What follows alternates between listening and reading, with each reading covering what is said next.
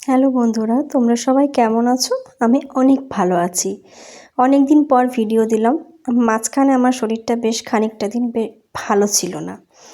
এটা হচ্ছে বানপুরের সেকেন্ড দিনের ওর জন্মদিনের দিন সন্ধ্যাবেলায় সে বলছে, মামাম আজকে তো জন্মদিন, তাহলে তো কেক কাটা হলো না। মামা তোমার তো আগেই হয়ে গেছে। তো যাই হোক, তোর বাবা একটা ফ্রুট কেক নিয়ে এসেছিলো, তো আমি বললাম ঠিক আছে এটাই তুমি কাটো। সে আর কাটা পড়ছে না, কোনো রকমে কাটা হলো আর কি। মোমবাতি নেভানো হলো, কেক কাটা হলো, এবারও সবাইকে খাইয়ে দেবে। ওর ইচ্ছে, ওর কাছে কেক কাটাটা হচ্ছেই আনন্দের কথা। সে আমার জন্মদিন থাক চাই না থাক, ওকে যদি একটুখানি কেউ মোমবাতি জ্বালিয়ে কেক কাটি মানে কাটা করায়, সে খুব খুশি হয়। মানে সে এখনও যে জন্মদিনের গুরুত্ব কী, বা ওই দিনই কেক কাটা হয়, অন্য দিন কাটতে নেই, বা অন্যর বার্থডে হলে ও কেন কাটছে আমি কেন কাটছি না, এই ব্যাপারগুলো ও ঠিক বোঝে না। ও ভাবে যে কেক কাটা মানে খুব আনন্দের বিষয়, এবং খুবও আনন্দ পায়। তো দেখো সবাইকে ও এখন কেক খাইয়ে দিয়েছে, নম করছে। আমার বাবু নম করো সবাইকে। তো ঠাকুমা দাদু সবাইকে নম করছে। আমার শাশুড়িমা বলতে, তুমি ঠাকুরকে নম করো আগে, ঠাকুরই সব। সত্যি আমাদের জীবনে তো ওইটুকুই আছে বলো, আমাদের সবই আছে। বাবা মা একদিন সবাইকে আমাদেরকে ছেড়ে দিতে হবে, সবাই পৃথিবী ছেড়ে চলে যাবে। ওই ঠাকুরই আমাদের ভরসা, উনি ছাড়া সত্যি আমাদের পৃথিবীতে আর কেউ নেই। তো দেখো ওই প্রোগ্রাম করে আমি একটু আমার বিয়ের অ্যালবামটা দেখতে বসেছিলাম, তো ভাবলাম তোমাদের সাথে শেয়ার করি। এই যে দুটো ফটো দেখলে, ওই দুটো ফটো আমার সম্বন্ধ করতে ওদের বাড়িতে পাঠানো হয়েছিল, আর ওর ফটোটা আমাদের বাড়িতে সম্বন্ধ করার জন্য পাঠানো হয়েছিল। ওই দুজনকে ওই ফটো দেখে আমাদের আলাপ বা ভালো বা লাগা প্রথমবারের মতো, যে হ্যাঁ ঠিক আছে চলো দেখা যেতে পারে, এইটুকুটাই আমরা ভেবেছিলাম এই ফটো দেখে। তারপর তো ধীরে ধীরে জীবনে এগিয়ে গেল। তো ফটোগুলো যেন তো খুব ছোট চলে এসছে। আমি এখন দেখছি, আমি ক্লোজ করে নিতে পারিনি হয়তো ফটোগুলো, ঠিক হয়তো তোমরা বুঝে উঠতে পারছো না। এটা ওর গায়ে হলুদের ফটো। তো অ্যালবামগুলো না দেখতে মাঝে মাঝে খুব ভালো লাগে। একটা কথা স্বীকার করতেই হয়, আমরা আজকাল ক্যামেরা ইউজ প্রায় বন্ধ হয়ে গেছে। হ্যাঁ, সবার হাতে এখন ফোন। তো আমরা যেখানেই ঘুরতে যাই, ফোনে আমরা অনেক ফটো তুলি, কিন্তু সেই ফটো কিন্তু আমাদের অ্যালবামবন্দি আর করা হয় না, ফোনেই রয়ে যায়। কিন্তু অ্যালবাম খুলে ফটো দেখার যে কী সুখ, সেটা যারা দেখে তারাই বোঝে। আমার যেমন ফোনের থেকে অ্যালবামে ফটো দেখতে খুব ভালো লাগে। তো দেখলে নিশ্চয়ই ওর পৈতের ছবি। আমাদের বিয়ের সময় পৈতে হয় ছেলেদের, তো ওর পৈতে হয়েছিল, তারপরে নান্নি মুখে বসেছিল। পৈতে আমাদের হয় বিয়ের দিন হয় কি না, গায়ে হলুদের দিনই মনে হয় পৈতে, আমার ঠিক মনে পড়ছে না কবে হয়। বিয়ের আগে আমাদের গায়ে হলুদটা হয় বিয়ের আগের দিন, আইবড় ভাতে বিয়ের আগের দিন হয়, পৈতেটাও মনে হয় বিয়ের আগের দিনই হয়। বিয়ের দিন শুধু নান্নি মুখটা হয়। এটা ও যখন বিয়ে করতে বেরোচ্ছে তখনকার ছবি।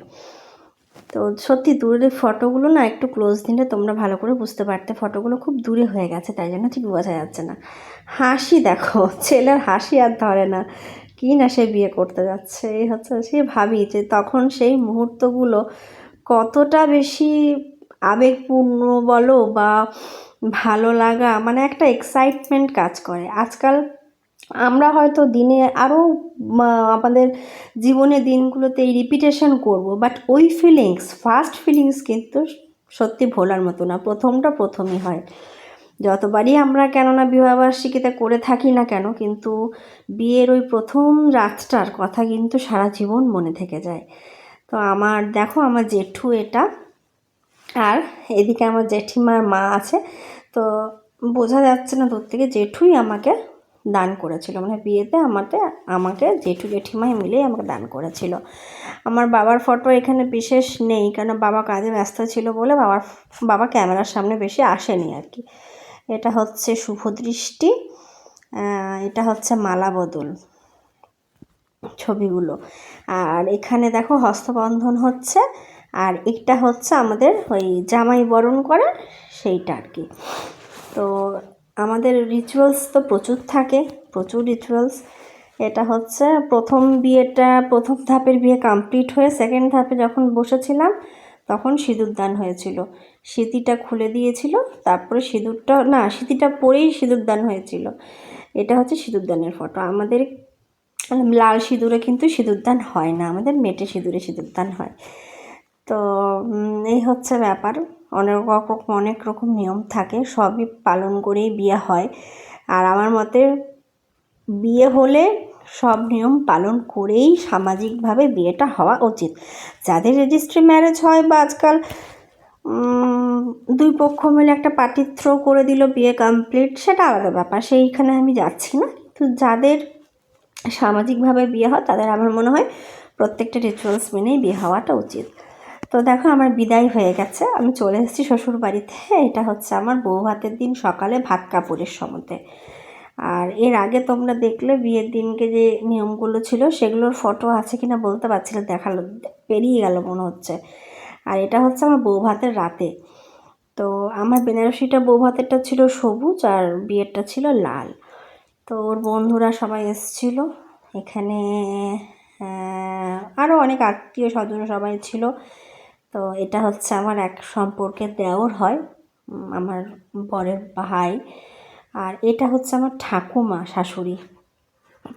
ছবিগুলো খুব ক্লোজ করি না, দাঁড়াও পরের বার না ছবিগুলো একটু ক্লোজ করে তুলবো, তাহলে তোমাদের দেখাতে সুবিধা হবে আর কি, এটুকুই। তো দেখো আমার সাথে আরও এইটা আমি আর আমার বর, এইটা আমার জেঠিমা। আর পেছনে দেখছো আমার বোনকে দেখা যাচ্ছে। আমার বোনের সাথেও কিন্তু আমার একটা সিঙ্গেল ফটো ছিল, কিন্তু বুঝতে পারছি না ফটোটা এখানে পেরিয়ে গেল না আসছে, পেরিয়ে গেছে মনে হচ্ছে। কারণ এটা আমরা তখন আমার বাবার বাড়ির লোকজন চলে গেছে, আমরা খেতে বসেছি, তখনকার ছবি এগুলো।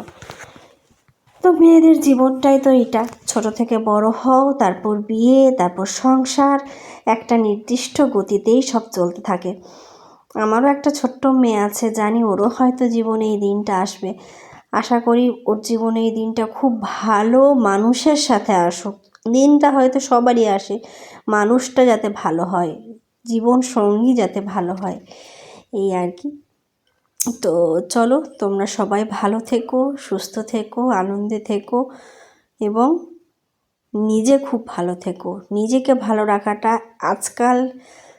আজকের দিনে খুবই প্রয়োজন, যেটা আমি নিজেকে দিয়ে ফিল করি। নিজে যদি ভালো না থাকো কাউকে কিন্তু ভালো রাখতে পারবে না। ইভেন নিজের স্বামী, নিজের সন্তানকেও ভালো রাখতে গেলে সবার আগে নিজেকে ভালো থাকতে হবে। তাই নিজেকে ভালো থাকার জন্যে যেটা করতে হবে সেটা করতে হবে। চলো, গুড নাইট, টাটা।